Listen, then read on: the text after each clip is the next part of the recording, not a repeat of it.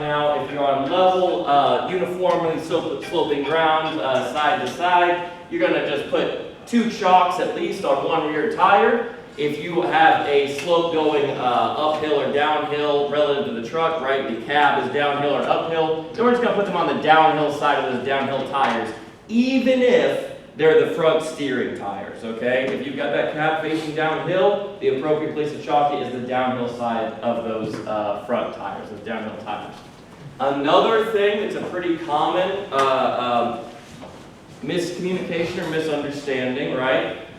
Many of your aerials, your bucket trucks, right, they can be flown at up to 5 degrees, right? And they'll be stamped, all right? It'll be stamped on there, the slope indicator, hey, this is the maximum allowable slope.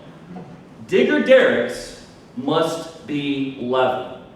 Their maximum allowable slope is 0. That's why if you look at your digger derricks and look at that slope indicator right there on the tail shelf, there's no placard. There's no placard to stamp the maximum allowable slope. That's because they're all the same. They're all 0, all right?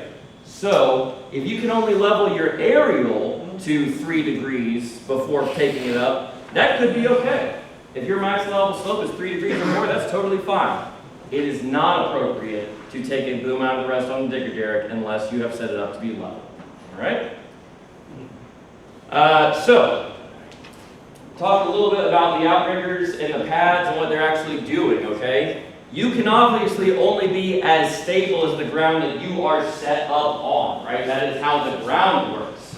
So, this being Florida, I think you guys are actually going to do pretty well at this. But this is something I ask whenever I go around, okay? We did our own test, Altec Century, and that Alabama soil took 22 psi to penetrate, and concrete took about 1,000, okay? So I want y'all to just shout out numbers, all right? Where do you think the asphalt blacktop falls between 22 and 1,000, all right? Nice cool day, all right? The depths of Florida winter, 48 degrees. How much pressure, PSI, does it take to crack or sink in that blacktop? 24. 24? Depends on how thick it is. It depends on how thick it is, also depends on how hot it is, right? And down here in Florida, like I said, I didn't expect, many times I ask that question, and guys are going to say like, oh, like 400, 500, right? Common sense to you, your human body, when you're thinking about how hard is this, how tough is it, like you got dirt, right, 22, concrete 1,000, you're like, oh, asphalt's probably about halfway in between. It's 80, okay? It's 80 on a cold day, all right? It is a lot less today, right, down here in Florida when it's 98 degrees, okay? You know somebody who has put an outrigger through some asphalt. You might see them every day when you look in the mirror, okay? That is what our pads protect us from.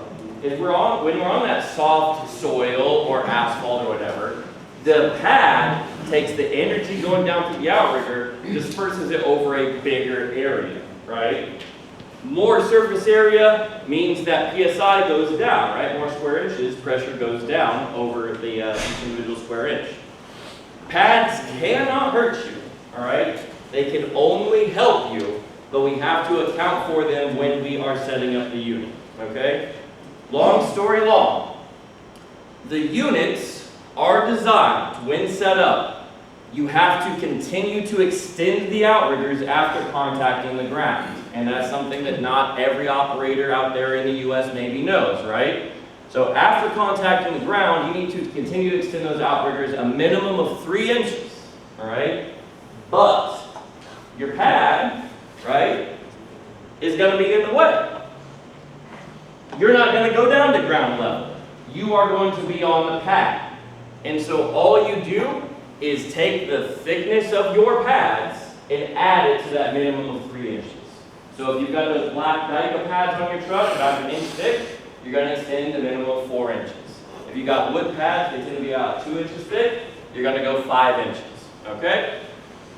Point being that what we want to do is we want to, when we've got a side-to-side slope on that unit, when we've got any kind of slope on that unit, we're going to start on that low side. All right, we're going to use our pads, touch the pads on the low side, touch the pads on the high side. Then, and only then, extending, all right, continuing to extend those high side outriggers. The reason we do this, if you took your machine, right, you put 2 outriggers down, and then you extend those 2 outriggers after contacting the ground, what's that truck body going to do? It's going to roll, right? Well, now, when you touch the outriggers on the other side, the high side, and you extend them, what's the body do? It rolls back. Now you create a torsion in there where you didn't need to, right? And so over time, that torsion could take a real toll on your chassis of your unit, okay? So by touching all 4 pads before continuing to extend, when we extend those high side outriggers, that body's going to go to roll, but these outriggers are already down. It can't go anywhere, okay? So touch all 4 outriggers down to the pads, then on the high side, extend the minimum amount, all right? 3 inches plus. 3 inches plus however thick your pad is. We only want to go the minimum because it's the high side. It's already the high side. If we extend it more, it's just going to get hotter, okay? So touch, touch, extend the minimum on the high side, and then from the low side, go ahead and level it, all right? Just bring it up to 0, all right? Makes sense? So, your slope indicators, they're going to generally have these ball bearings in them, the BBs, they could also have air bubbles. Only reason I bring it up, I'm sure everyone in this room knows, but there's people out there who don't know, right? BBs and air bubbles behave the opposite, okay? The BB rolls downhill, the air bubble floats uphill, right? Okay, so when we're talking about the capacity of our aerials, the platform itself is going to have capacity on their label, all right? That is going, it'll, on your serial number placard, on this metal placard, it'll have with the liner and without the liner. Liners, technically an option, but great to use. Highly recommend them. That's all I'm going to say about it, all right? We're not going to touch on it anymore. Point being, it's usually going to weigh about 50 pounds, and so you're going to look at your capacity, deduct your liner if you've got it in there. Now you know how much your platform capacity is. Bear in mind, that's for you, that's for your kit, that's for your tools, that's for all of it, okay? And what we're going to talk about is what happens whenever we don't listen to these things here in a little bit, all right? Here we've got one of our jib charts. Tim sent me a picture of one of y'all's units, or a couple of y'all's units, and we're going to use those here shortly to go off of directly. But point being, hey, if you don't obey your jib structural capacity chart, guess what's going to happen? Your jib structure can very well break, right? Your aerials are going to have 2 charts. They're going to have the net lift capacity chart, and they're going to have a structural capacity chart, all right? And we'll talk about those, like I said, whenever we get into y'all's charts here shortly. But, generally speaking, okay, before we pick up any load, we obviously have to know what that load weighs. And then we're going to consult our load chart and make sure that our radius is enough. For any of the jib charts, any of your material handlers, you're going to need to know your load radius, okay? And all we're going to do is we're going to take a non-conductive ruler and we're just going to measure, you want the center of rotation to the center of the load, right? That's going to give you your load radius, and then we will find that on the load chart. And we'll get into that again with y'all's particular load charts. So we already talked about that, knowing the load weight, looking for that load radius. Based on the load radius, that will give you your capacity.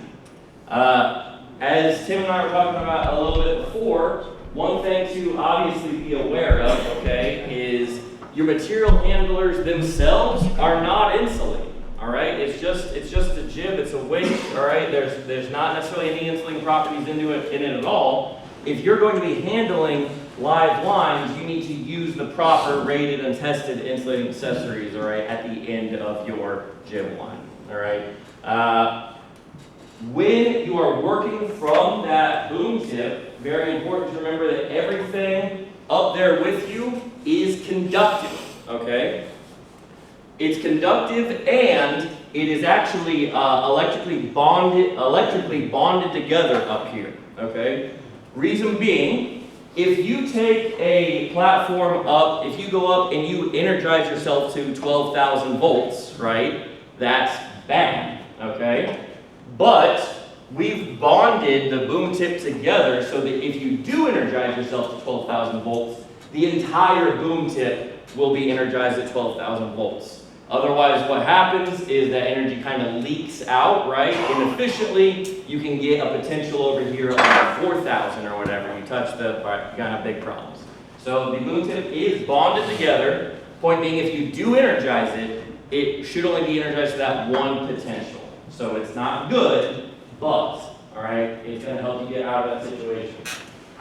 Your green, on anything up there on your platform that is green, is electrically insulated, or insulating, okay? Has been tested, rated and tested for your protection. Many of your units, right, have blue controls up there. Those blue controls are not electrically insulated, okay? Not at all. But I'll ask you a real quick question, okay? Up there, those little blue controls on your jib, they are made of rubber, right? And why, right? Why if you were to get shocked through the blue controls, right? Is there anything that Altec says should have stopped that? No, right? There's not. We don't stand by those blue controls, right? So why are they on there? Why even bother? Because it's better than nothing, right? Better than nothing, okay? We are developing, and on our newest units do have these new green controls that are dielectrically insulating, right? And dielectrically tested. Where possible, we're trying to build better units that can better serve you. It hadn't been possible for us to make those insulating up until recently, and so where we could, we were just throwing rubber on there, right? We don't have the technology to make this the way that we want it yet, but we're gonna put as much buffer between the energy and y'all as we possibly can, okay? We're going to do the most that we can at all times. All right, here's just a couple examples, right? Those wire holders like we were talking about, don't use the jib itself, all right? Does anyone have platforms for their digger derricks? Anybody in here? Doesn't seem like it. Okay, so I'm not going to harp on this because we're not doing it, but if at any point anyone ever were to get a digger derrick they're going to put a platform on, very important, okay, that this is the minimum extension placard if you want that. We have one on our backyard machine. Okay, absolutely, yeah.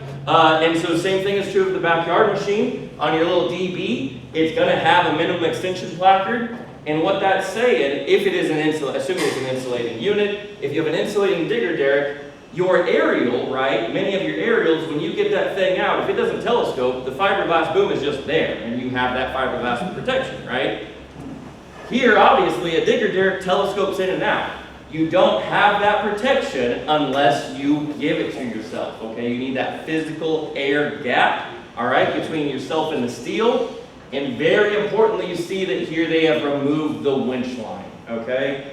You can't be dielectrically protected and have the winch line up there with you. The winch line is a conductor, all right? No matter what rope is made out of, when you take it out of the plastic, now it's dirty, now it's wet, now it conducts electricity, right? Third thing that is an option, but I highly recommend it. As you can see, they've also pinned the pole guides to the intermediate boom here. All right, so when that boom is fully retracted, there's a big old L pin. You take that and put it into the other hole, and the pole guides will stay back there in the intermediate boom, and they won't be up here 100 pounds of steel and oil with you while you're working near the energy source. All right? All right, so load charts, again, very simple thing. We're going to talk about how to use them in the simplest possible way. Your load charts and proper setup, these are the only things that can protect you from instability, okay? We're going to talk about HOP a little bit, and when we're talking about HOP, it can protect you from overloading the unit structurally, but it cannot stop you from tipping over. The only thing that stops you from tipping over is ensuring that your setup is good and then obeying your load charts, all right? An example, okay, some examples of misuse. Very common ones that we'll talk about are pulling the poles with the boom, right? Just grabbing onto a pole that you're trying to remove with the pole guides, moving the boom, using the winch to try to get out of the ground. and that is not appropriate. We'll talk about why, okay? But long story long, your protection systems aren't there to help you do the work wrong now. They're there to ensure that the work can continue to be done correctly 20 years from now, right? Long story short. All right, as we talked about, getting that good setup, making sure that everything is in good condition, the winch rope, the slings, and all of our rigging, making sure that we understand where our load is and where it is going, our capacity in both, right, and throughout the entirety of the lift. All right, again, touching on rigging, making sure that rigging is in good condition. Rigging must be labeled right. Not going to teach, I'm not going to go over, you know what damage looks like. All right, we're not going to sit here and talk about all of it. But make sure that stuff is in good condition and make sure that you rig it up correctly. All right, not attaching the hook back onto the rope itself ever. All right? All right, we obviously always want to operate smoothly, keep the load close to the ground, use the tag line where necessary, all these things, all right, that you're well aware of. And yeah, that is the conclusion of that part right there. So feel free to take a picture of my info up there if you want. I'm going to leave it up for 5, 4, 3, 2, 1. And we are going to pull up some shellcode charts here. But the first thing I want to do before we talk about the how to use the charts is that little thing about HOP and about using, about why we should use the charts, okay? So, let me just ask, do y'all like Altec trucks? Bear in mind, I do not sell Altec trucks. There's nothing that you can possibly say that will hurt my feelings. Y'all like them? Okay, why? Yeah, better meaning that they do the work simpler, right? Like you go out, they just work, kind of, right? Is all right. I don't want to put words in anyone's mouth. Do people agree with that, generally speaking? Yeah? Okay. I do too. And I'm going to talk about what makes that possible and what we want to avoid, okay? So, we do make very good trucks here at Altec. And I personally think that sometimes we almost suffer from success. I think that sometimes when you attempt to do the work in an inefficient way, the machine will pick up the slack and it will allow you to do the work that way, right? And so that kind of works against us whenever I want to teach you how to use the units correctly, okay? And so, what I want to talk to you about real quick is this HOP, okay? So, HOP, what it does, what it is hydraulic overload protection, okay? And it is on, I imagine all of our digger derricks out there in the fleet right now. I don't know that when the technology was invented, I don't know how far back it goes, but I don't think that there are any trucks in your fleet that do not have HOP, any digger derricks, that is, all right? And so it's hydraulic overload protection.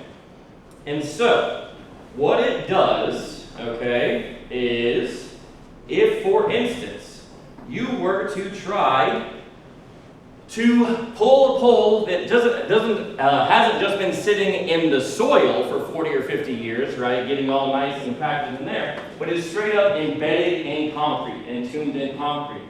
If you go up with a digger derrick and pull on that pole, what's going to happen? Not a lot, right? Because what's going to happen is you're going to hit HOP. That's what's happening. When you pull on something and nothing happens, that's HOP. Okay? That's what's stopping you. And so, these workers, all right, rather than trying to break up this concrete in any way, shape, or form, all right, just trying to use the machine to pull it out of it, because again, they think that it can do this. They believe that this Altec machine can fight this concrete to death. And that's just not true, right? That's not how it works. So they go in there, they keep on hitting HOP, and they're like, eventually, this truck sucks. I miss when our trucks didn't do this and save us from ourselves. So let's go in there and splice it. And so they override the HOP, pulling on the pole that's entombed in concrete. And I mean, there's nothing that that boom could have looked like other than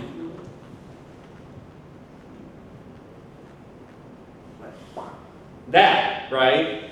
Think of what it looks like and sounds like to pull against an immovable object for so long and so hard that you do that to your digger here, okay? So you can see they've obviously completely broken the fiberglass here, but I want you to note real quickly how clean the break is. It looks like it's been cut, okay? Now, compare that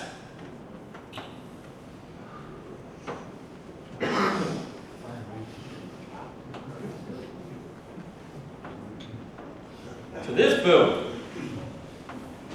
And this boom, I'm sure you'll agree, just as broken, but it looks a lot different, right? Looks a lot different, okay?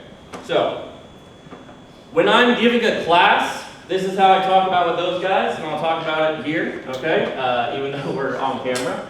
HOP, all right? I'm guessing that most everybody in this room at some point has seen somebody get knocked out, all right? What happens when a person gets knocked out? The reptile part of your brain is like, hey chief, first of all, big fan. This is going pretty poorly, so I'm gonna make an executive decision. We're just gonna take a nap for a while, right? So that part of your brain overrides the rest of your brain nap time. What would happen to a person if they had some sort of mutation that couldn't happen? If they were physically incapable of being put to sleep? They would continue to get waxed until their brain died, right? They got no quit in them. That's how we got here, right? So, when you go in and you step in and you get rid of that HOP, it is saving you from yourself. HOP is telling you what it is detecting is it's detecting the pressure that is being put into the main lift cylinder. When it hits 3,000 PSI, that's the ceiling, right? And when you ask it for more, it's like, I don't think so, Chief. You're only going to get yourself into trouble if I give that to you, okay? So, that is broadly speaking how it works. Is it detects that pressure, it stops you from hurting yourself. When you overstep your bounds, right, kind of what the machine should do, it's going to just let you know, all right? And that means we need to make an adjustment. Any questions about HOP so far? Okay. I'm going to tell you one other thing about HOP, okay? HOP, every single time that you hit it, you already overloaded the unit. HOP, hydraulic overload protection, does not kick in on Altec units at 100% of rated capacity. Imagine if it did. If I tell you, hey, this deer can lift 30,000 pounds, and you pick up 30,000 pounds with it, well, now you go to rotate 30,000 pounds. What happens? It weighs temporarily more than that, right? So if HOP kicked in at 30,001 pounds, you wouldn't be able to do anything with 30,000. So it doesn't. This is top secret information I'm talking about, right? Altec puts this information in a place where we do not want, we know you'll never find it. Anybody guess what it is? One of you knows. The operator's manual. Yeah. You go to the operator's manual for your truck, and it will tell you when HOP kicks in for your truck. And usually it will be 110 or 115%, something like that, right? Because again, we only want it to stop you. We don't want it to stop you when you're out there working hard and you're picking up this weight, you're swinging, you're doing this. We want it to stop you and it's like, okay, so you are playing around, right? As you creep past 100%, 101, 102, 103, 104, okay, all right, knock it off, right? That's why it exists and that's what's there to help you do, okay? So when that shuts you down, it is letting you know that if you continue on the course that you are on, you are going to overload the boom, all right? Now, here is what I was talking about when I say we suffer from our own success. It is not infrequent. Here's another thing about HOP. I'll tell you another thing about it. The tattletale box on the machine, every time you hit HOP, that's registered. All right, that's time stamped. Okay? So when you do have boom issues, when you do have weld issues, all right, you're starting to have these problems where the boom is suffering some kind of structural damage, and we come out and check it, they can see like, okay, so here's where the machine hit HOP 9 times within 4 minutes. I wonder what was happening, right? So as we stress the machine out, we are eating up our safety factor, okay? Here is the example that I use, all right, to communicate this. Y'all remember that crazy guy, the submarine guy, stalked and rushed, murdered all those billionaires with the Titanic submarine like 2 or 3 years ago? You guys know what I'm talking about? Went down, okay? So he's got this dream, right, of touring the Titanic wreck, right? So he builds this submersible, but he's an idiot, okay? And so he just slaps this thing together. But the people that, the workers that make the parts that he's slapping it together out of, they're not idiots. They're professionals, okay? And so he does this thing where he slaps this sub together and then he takes it 3 times deeper than it would have ever been rated to go, right? It could possibly, like the parts he was using weren't rated for that deep. It took him 3 times past the depth, their maximum rated depth. But that thing made it down to the Titanic and back 3 times, okay? On the 4th time it imploded, all right? That's when you heard about it, right? But they interviewed people who were on the first 3 trips, and they were like, yeah, like as you're going down, you can hear it snapping and crackling and popping. And that was their safety factor going away. So it goes down, comes back up,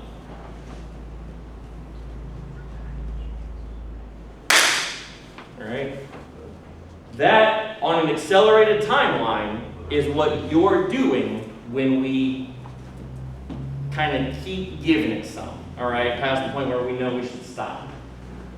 Like I said, HOP is not there so we can do the work poorly today. It's there so that the work will continue to be done correctly and safely 20 years from now, right?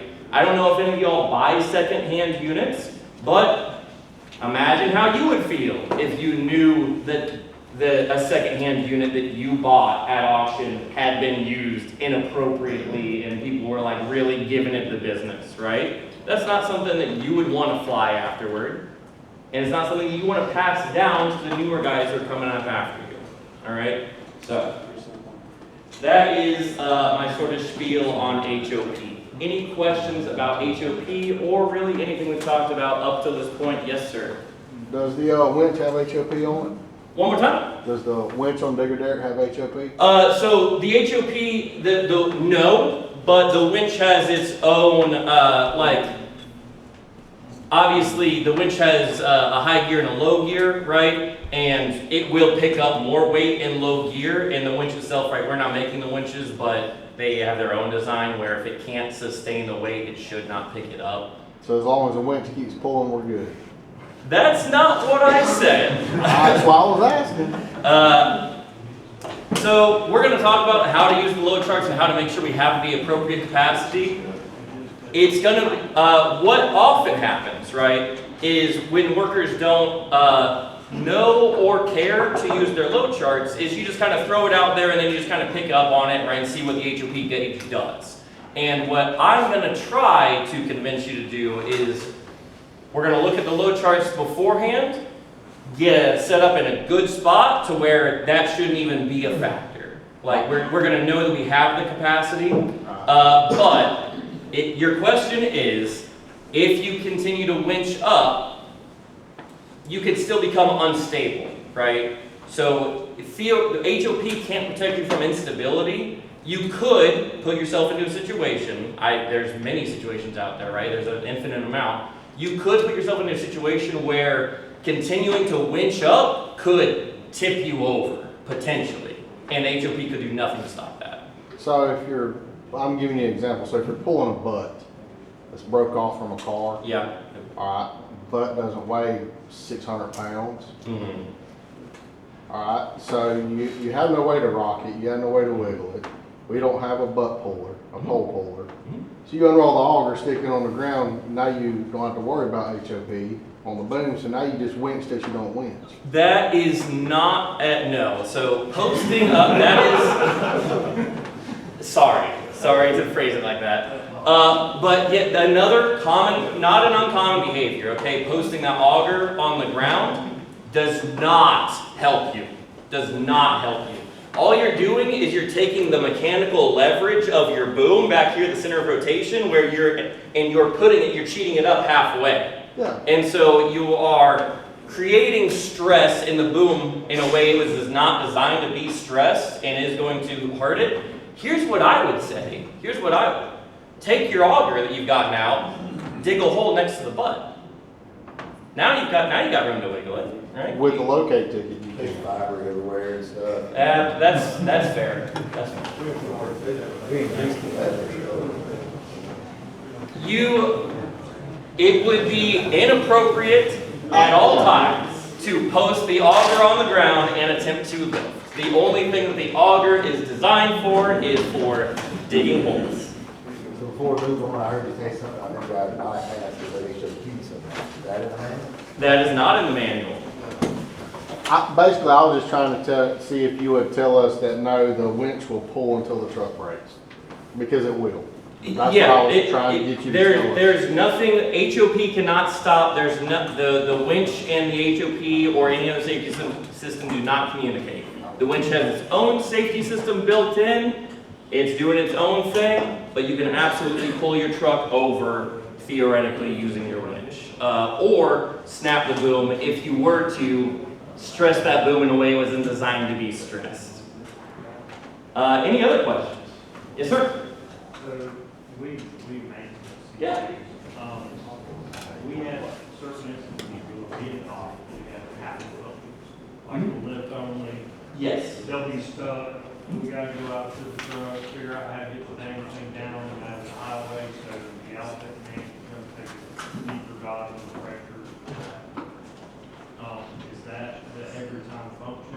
So, great question. You talked about hitting hop and then hitting hop, and when it happens with us, there ain't no hitting it again, or maybe it's already hit it a couple of times, we don't know, we can figure it's locked out. How does that work? What I didn't say is that is what HOP actually does, right? So we talked about a little bit how it works, but what it does is it cuts off those functions. When you are in HOP, it cuts off any functions that could continue to contribute to an overload state, okay? So picking up more weight with the winch is going to cut off your winch up, or extending your load radius by booming down or extending, all right, the boom, it's going to cut off all those functions. So that is it, doing its intent, what it's meant to do. Are these older trucks that this is happening on? Okay. Okay.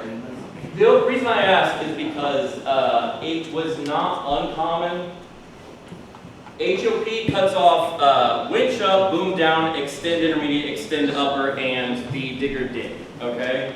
Because these are all things that you can continue, right? If you were digging and then you continue to dig at beyond, then you could structurally harm the boom. And so there is a sensor in the back of the auger storage bracket, and what would happen frequently on, or not infrequently on older units, is that was a physical button, and sometimes if you boomed up too hard, that the auger could get stuck against the button and you couldn't boom down. That should be less of an issue on the newer units, but I'm not a mechanic.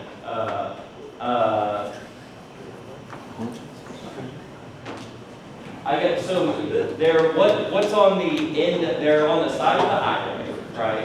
And then like what kind of is the situation? Are they having load on the hook?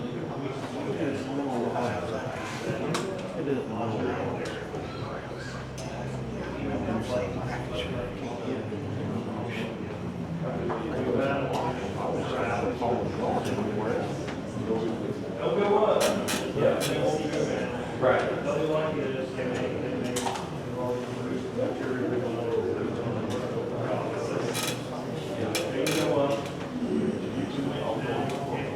Right.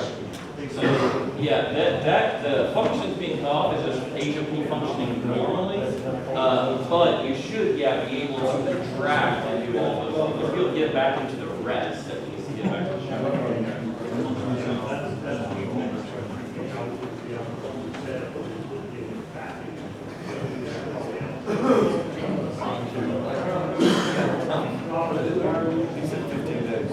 Yeah, yeah. And if it's reached the point where it's at, it's like that. If it were easy, he's all through that. Like I said, like I'm on the older ones, the button and the storage bracket was the only issue that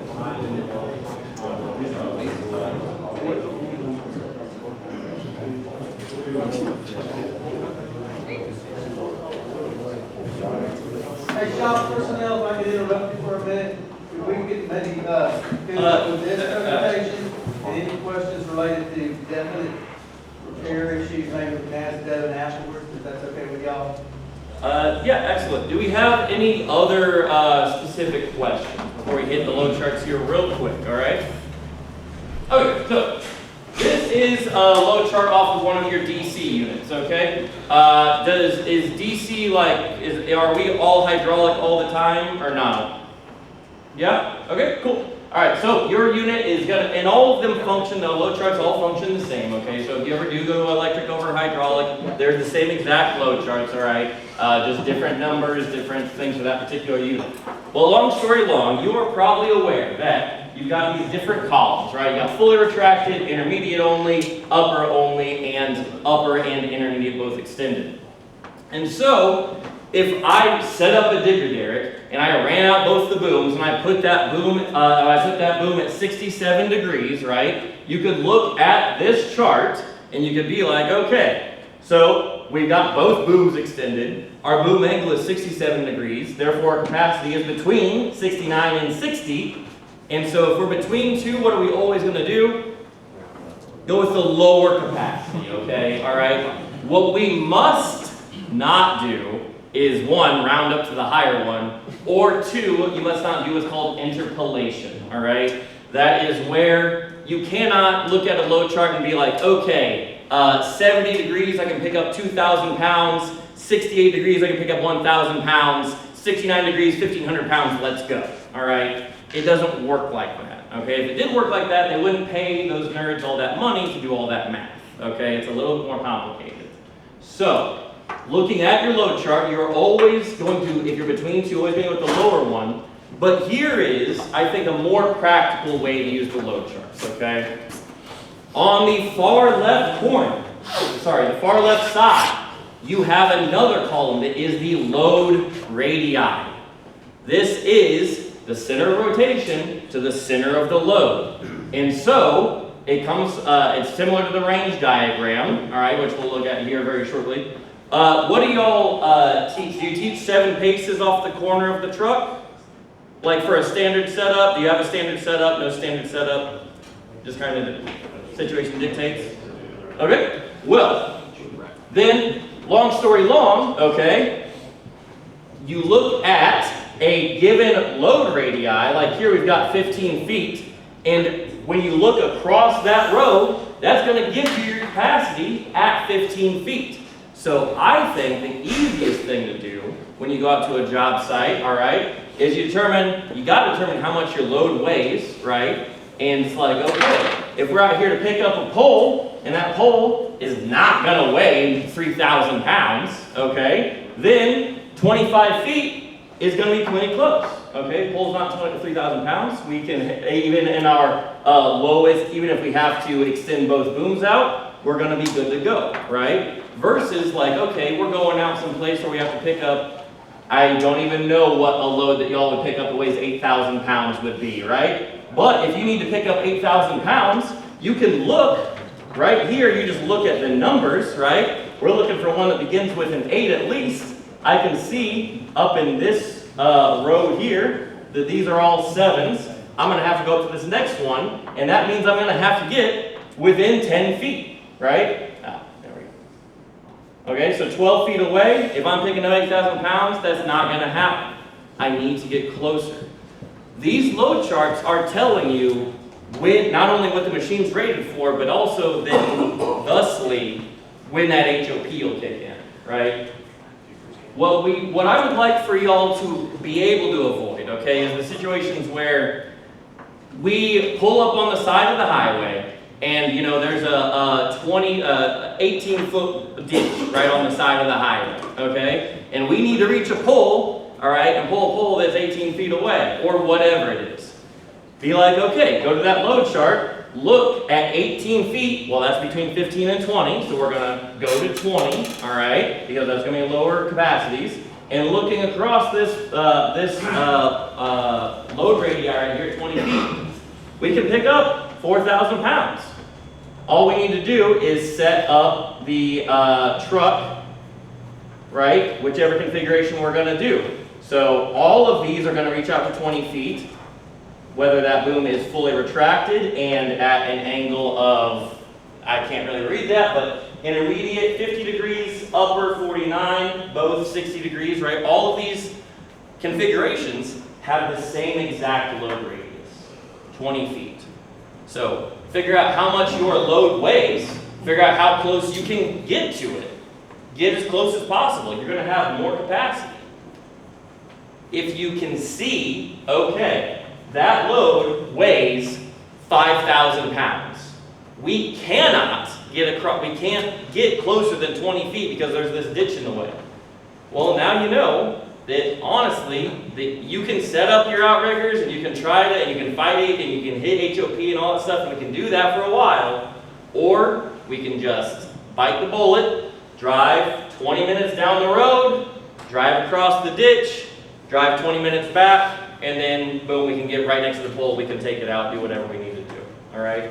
But I think that this is the most practical way to use the load charts, is to simply base it off of your load radius, okay? Because that's real easy to figure out, how close can I get, okay? I can get 15 feet away, cool. Here's what we're capable of at 15 feet.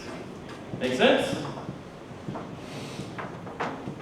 All right. Range diagram, as I said, it's of limited use on our digger derrick just because the digger derrick, the load chart already has that most crucial thing, which is that load radius right there, okay? But the way the range diagram works, you've got your load radius on the x-axis, you've got your boom tip height on the y-axis, and then each of these arcs is the different boom stages, right? It shows you what is possible. And so, if I can see that, hey, for instance, if my load is a pole and it's 25 feet away, well, hey, if I can keep my boom tip less than 20 feet off of the ground, then I'm only going to need one stage of boom. Make sense? But if I need to get up here 35 feet off the ground, then you can see, hey, I'm going to need to get both booms out. Why does it matter I'm going to need to get both booms out? Because as soon as I extend a boom, I am now going into that column for the load chart, right? If you extend the upper boom all the way and then extend the intermediate boom an inch, you're on the both booms fully extended column for the chart. Makes sense? Anytime you extend a boom at all, you must treat that boom as fully extended. On some digger derricks, it will have a half extension column. Those are larger units. I don't think that you all have any of them, but if you do, then that also exists. It'll say half extension. All right?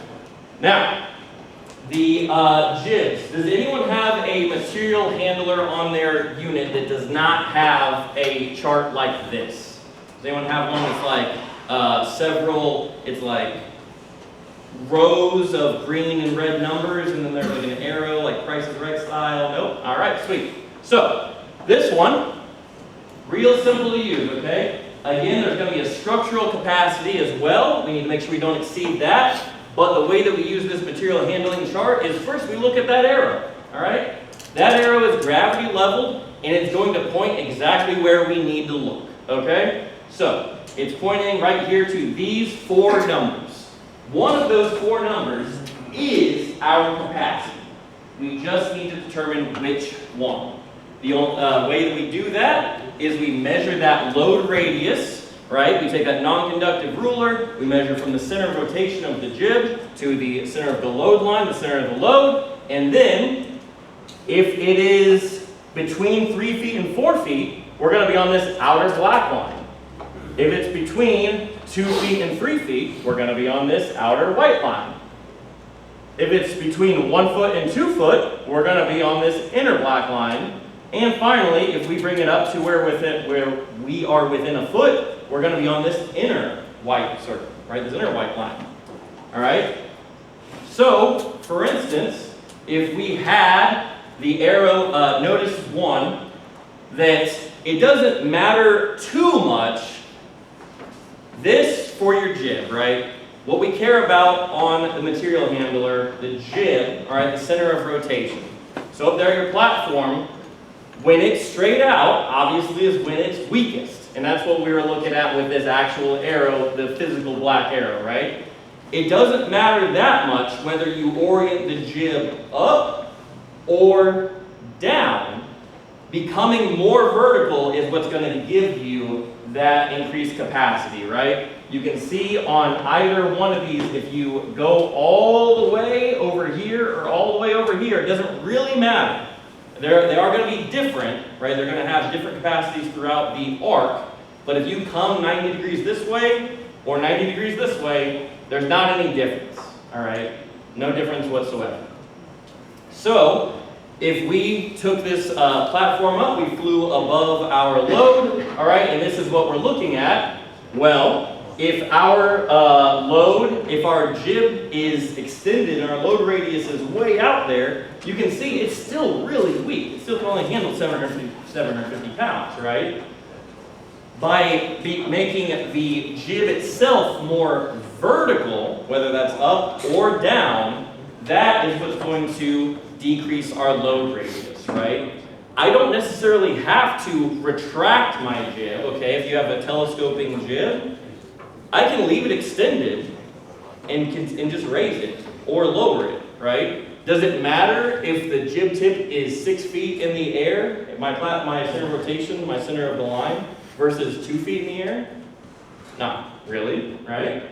It makes an amount of difference because I'm not going to be at a perfect 90-degree angle, right? But it's not going to make a foot of difference, right? And as long as I get within a foot, that's how I'm going to use that strongest capacity, okay? But you can see you have to the only way to basically learn how to use these charts well is to use them. Because you can see, because it's gravity leveled, until you fly up into that position, there's not a good way of knowing where that arrow is going to fall, right? With the Digger Derrick load chart, you can be like, okay, X load radius, Y boom tip height. Here it's like, well, I don't know where the arrow is going to necessarily be as I'm flying around except by flying it. Make sense? But you can see over here, all right, in certain positions, and this is what I was just kind of getting at, in certain positions, it's not going to have much capacity at all, okay? Because you are not only contending with the jib itself, but also your boom orientation. When I take my boom and I lay it out flat and I fully extend it, am I going to have that much capacity? Even if I point my jib straight down, am I going to have very much capacity? Not necessarily, because my truck at that point, if I try to pick up 2,000 pounds at 40 foot of side reach, right, my truck can become unstable. So that is also built into the chart, right? And so sometimes in some positions, even really decreasing that load radius, you can see here, doesn't get you much capacity at all. And that's because some boom positions just do not have very much capacity. Generally speaking, these material handlers, they're meant for, doing that last minute positioning work, right? Your transformers or whatever, but generally we want to put the platform directly over the load, take that jib, walk in that load radius by either rotating, lifting, raising up, or going down, and then just reach down directly and pick up our load, all right? But again, we begin by just looking at the arrow. When we're looking at this arrow, we know one of these 4 numbers is our capacity. It's easy to figure out which one, just measure it, right? Within a foot, 1 to 2 feet, 2 to 3 feet, 3 to 4 feet. Any questions? So that chart takes care of your boom orientation at the same time? So it is based off of the boom orientation, yes. So it is, when it's giving you the net capacity here, it's giving you the net capacity based off of not just the jib, but also where physically, the boom is at, and it's using the gravity level arrow, right, to keep that in the correct place. What you also have, and I don't have a picture of y'all's, but they're real normal looking, right? What you also are going to have is some kind of structural chart, and same as your jib capacity chart, it's going to be based off of your load radius.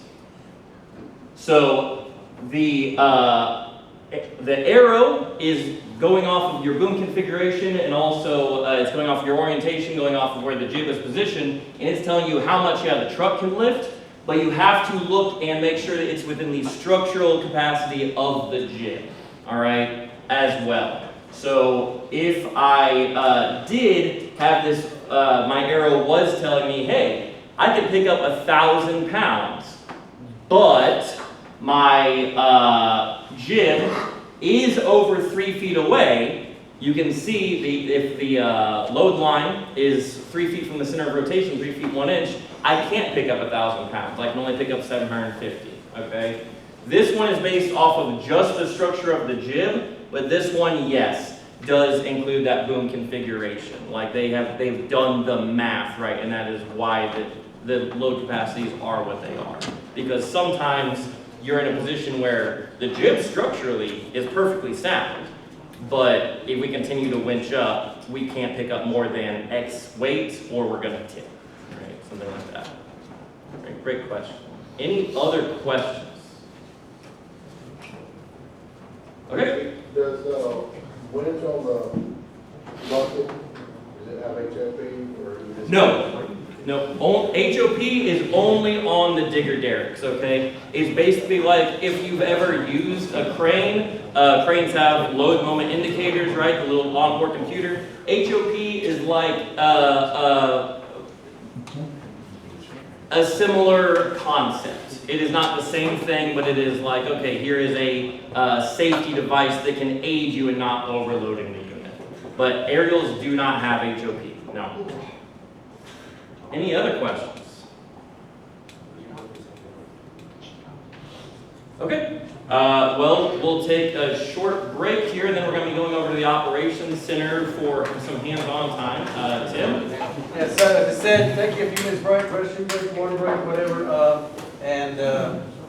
so 8:30, 8:45, let's be over under the truck bay, I'll look at some units. Sign-in sheets on the